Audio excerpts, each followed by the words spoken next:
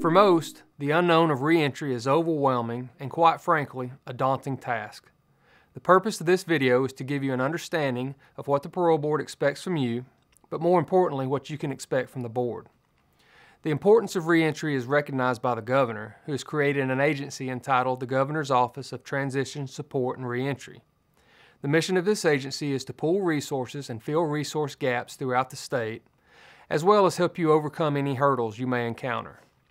I encourage you to listen closely to obtain the necessary information to be successful under parole supervision, as well as for many years to come.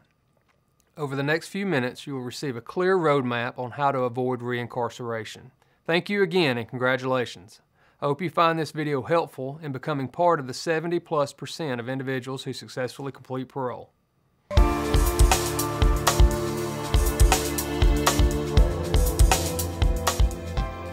My life started a turnaround when I was in 8th grade, and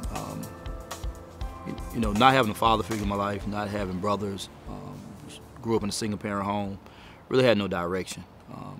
But I did have dreams of going to college. I did have dreams of playing basketball, but I didn't have any strong support to push me that way.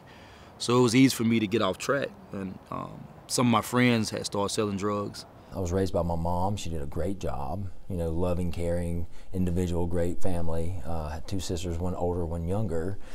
And I was raised by a lot of females in my household, in my family. So I didn't really know what it looked like to be a man or any of that stuff. So I was somewhat confused growing up on what that looked like, or what the responsibilities, or what even simple principles such as integrity meant or even looked like. I became involved in the correctional system early on when I was 15. I was, stealing cars, stole a car, kind of just for the thrill of it, and ended up in the juvenile detention. I didn't grow up saying that I was going to turn into an addict, or ever thought that I would be, but I did. I was introduced to crack cocaine. I liked it, and it took over my life. From someone who was just a happy-go-lucky college student, I found myself, as basically a street walking bomb in the blink of an eye. And of course, I started breaking the law to support my habit. My path started at an early age. I've always been addicted to a drug or alcohol. I started about the age of 15, drinking, smoking marijuana. Then when that didn't work, I used cocaine, crack cocaine, and methamphetamine. And one day we started robbing. Me and a group of guys went, this was 1990, me and a group of guys went, and we was going to different schools. And we was jumping on kids and taking their starter jackets, taking shoes, and we got locked up later on that day for robbery. It was the first time I ever been locked up, and it started a cycle of and a downfall of my life. And for the most part, I took it kind of as a joke. I got an 18-month probation for it, and but from 1990 to 1992, I was in and out of juvenile in jail. I had dropped out of school several times, and I started hanging with a lot of different older guys and a different group of guys. And of course, you have to adapt to the way the street life is. I had gotten some charges. They're always usually theft charges, theft, forgery, things of that nature, and I would accumulate all of these felony charges on top of being on probation, which means that when I get arrested, I'm not making bond. There's an automatic hold. So I would accumulate a lot of these charges. I would have warrants out already. So really how it would kind of escalate was I would be dirty. My urine would be dirty, so I knew that if I went and reported to my probation officer that they were going to screen me. And so therefore I just didn't go. And so it was kind of like, well, I already have a warrant, I might as well, go and just go all out. At the age of 25 or so, I found myself in prison for the first time. And that started just a revolving door of in and out and in and out and in and out for the next 15, 20 years, actually. Being on drugs sent me to prison in 2006. And I knew I was going because of the crime that I committed, and I was devastated. we got into what was armed robbery then.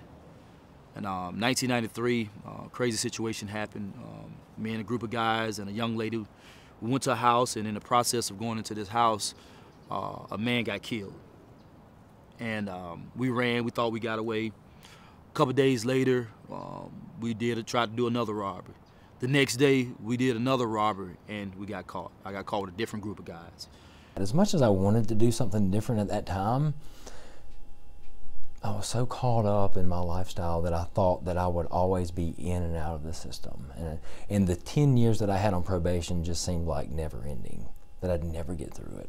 I probably served 5 or 6 of those 7 years, or 5 or 6 of the 10 years behind bars, incarcerated. When they read the charges out to me, I was charged with murder, felony murder, 3 counts on robbery, 3 counts of false imprisonment, 3 counts of aggravated assault, burglary, and carrying a concealed weapon. For the most part, I thought my life was over. The whole time I was there, I knew that if I ever walked that journey and got home, I would not walk that journey again. I wouldn't lie, I wouldn't steal, and in my addiction, that's what I did, lied and stole. I remember being released from that facility, and I was just full of hope, and I was very optimistic because I would lay in that top bunk in that open dorm of 100 guys and say, I'll never do what I did to get me back here again. I'll never be standing on those yellow feet print at Jackson. I'll never do that stuff again. And I really meant it. I really meant I wouldn't do it. When those doors slammed behind my back, that time I realized I was in a lot of trouble. And I realized that I wasn't going home anytime soon. And all I could say to myself was, how did I get myself in this situation? But also I realized that I needed to change my life, and that's not the cycle that I want to continue on in my life.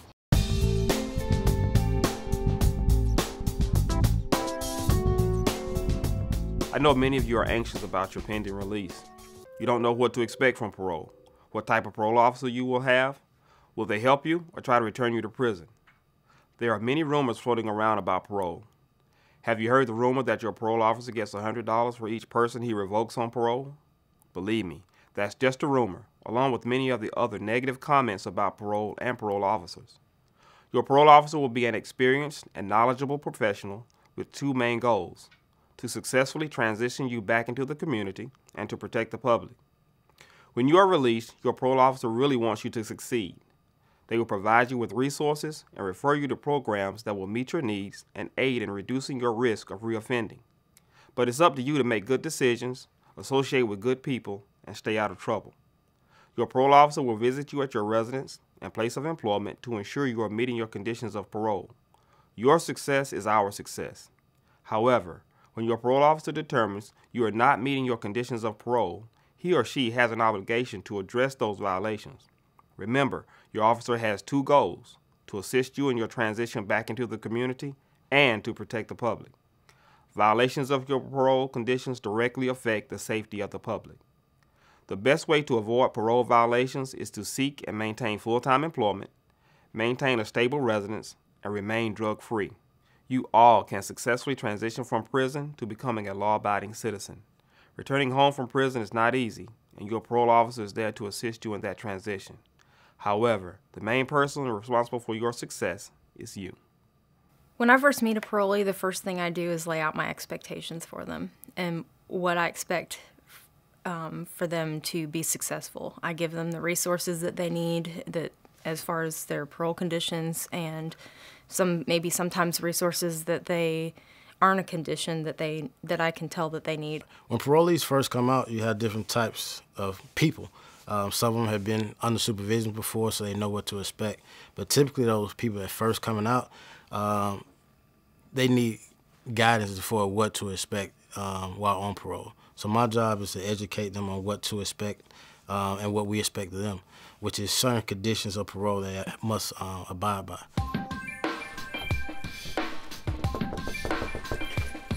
Hey, how are you doing? Doing all right, and you? You got work today? Yes, ma'am. I gotta be there at 2:30. 2:30? We don't want to just throw our inmates or our parolees to the wolves when they get out with no resources and no help. And parole gives us the opportunity to rein people back in when they are starting to make mistakes or backslide. And they're going to make mistakes.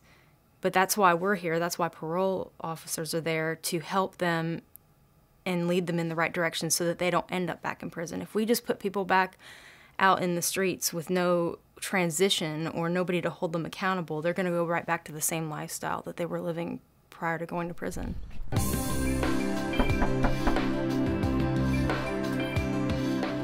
the girls and move out of the neighborhood. Who the violence? Oh, no. Just in the neighborhood? See my grandkids go to church. Okay, but we'll go inside and continue to talk. Support systems are very important when people are first released on parole. If they don't have a strong family support system, we look for the community for assistance. We have different programs. We have RPHs, which is residential housing for parolees, and they get to live there for 3 months. In those houses, they meet other parolees that can help them, you know, show them the ropes, per se. We reach out to community-based churches, different programs in the area to try to get them that type of support system, to help them get jobs, to help them get some of the paperwork they need in order to be successful. When I was released from prison, I thought it was a glorious day, but I was nervous because I'd been locked up, and I really wasn't sure if I would be able to do things again. I was really nervous. I was excited. You know, I was ready to come home, but I was very nervous and I was afraid. I was scared because this wasn't my first release. The final release was probably my 4th release from prison, and I had failed. As a parole officer, I'm equipped with a lot of resources, community-based resources for mental health or substance abuse or cognitive skills, job programs that are available in our area. And I remember going home and just being very confused and not really having a whole lot of direction or an avenue or a plan or any of that. My plan was to stay clean and sober and to not use anymore, and everything else would be good. A lot of parolees, the major issue is that they've lived a certain lifestyle their entire lives. So our job is to try to expose them to a different way of thinking, a different way of acting. We need to show them a different way of doing things so they won't have the same outcomes they had before. Our job isn't to send them back for the problems they had in the past, is to get them different ways to create a new life for themselves so they won't have those same problems. That's the goal of parole. I was gone since I was 18 years old.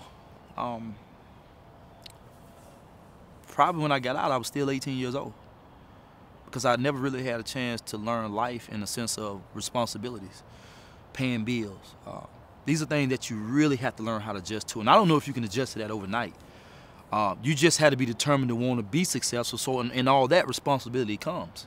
I can tell when a parolee is really committed to a better lifestyle when they're asking me for advice and they're communicating with me when they have a problem, and they're doing everything they can do to make it. They're out there hunting a job every single day and not laying on the couch until noon.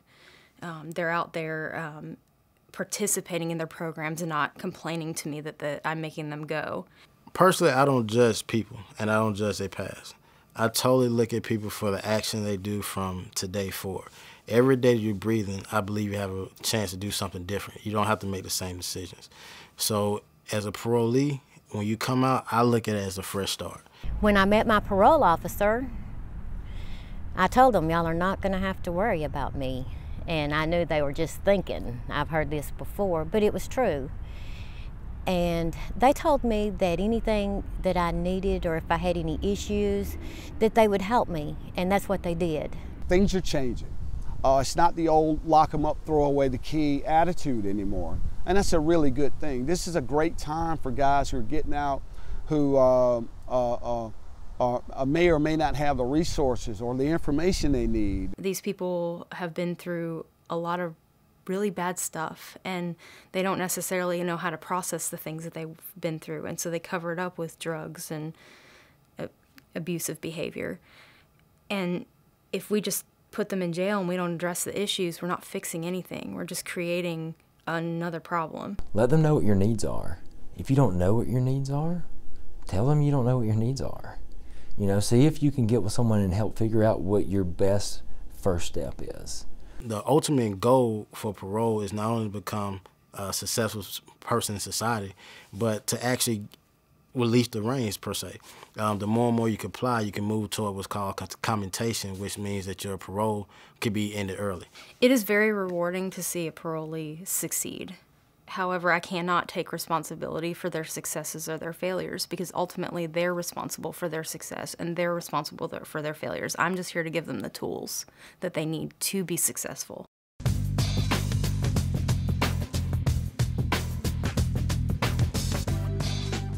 Sometimes it's hard to make it in this world, especially when you've been to prison. Your family wants and needs you here, and you want to be here for them. Reentry Services is committed to your success as well. We are here to assist you with your housing needs through our Transitional Housing for Offender Reentry, or THOR program, and Reentry Partnership Housing. THOR has two types of housing: structured housing for individuals needing a safe, positive environment conducive to rehabilitation, and recovery residences for individuals needing substance abuse counseling. Reentry Services also offers employment assistance, veteran services, mental health and substance abuse counseling, and cognitive skills assistance. We also collaborate with our faith-based programs within the community. Many of you struggle with drug or alcohol abuse and addiction, mental health problems, unemployment, or just meeting basic needs like food, clothing, and shelter. Our office works closely with your parole officer to ensure he or she has access to a wide variety of resources to help you meet your needs. We want you to know all of us here in parole and the community are strongly committed to helping you be successful. Change is hard, especially when you have to come out of prison and go right back to the same lifestyle that you, or the same community and the same people that maybe helped you get in trouble to begin with. But it's a conscious effort, and it's something worth fighting for. Don't give up. To this day, I still haven't given up. And I think that's true for everybody, not just for guys or girls getting out of prison. That's true for everybody. We all have setbacks. We all have things that we're coping with. This is something that is going to require action. This is not a spectator sport. This is not something we buy tickets and go watch the Braves go play. It's not that kind of deal. This is something where you actually have to be involved and be actively pursuing it. And there are going to be days that you don't feel like doing it. I want to see everyone live the life that they want to live, a happy life. You have to be determined to move forward. You have to stay positive. That's one thing I did in prison. Regardless of the situation, I had to stay positive. And I had to believe that I was going to see those gates one day. Whether I had to do 2 years, 5, or the whole 18 years, I know that I had to look forward to getting out. Out here, I had to look forward to still being successful. I had to look forward to enjoying life. I just think the biggest thing, just enjoy life. I just want to live and have a good life and do what's right. I got off parole early. My probation was terminated, and they said they would be willing to do anything that it took to help me move forward. So there are people out in the community that's willing to help. The personal gratification it feels from being able to point people in the right direction is something that I take from the job. I really enjoy. Watching somebody successfully complete from parole and seeing the look on their face, knowing that they're done with this, it's satisfying. There are many benefits. I'm a dad today. I'm a son today. I'm a brother. I'm an uncle. I'm responsible. I show up. I come to work. Those are benefits alone. I'm no longer taking things that don't belong to me, and I operate in a manner of honesty and integrity. I had a parolee tell me one time that their past is like a rearview mirror. If they look in the rearview mirror too long at their past and they focus way too much on the mistakes that they've made, they're going to crash their car. The rearview mirror is just a glimpse back to see where they came from.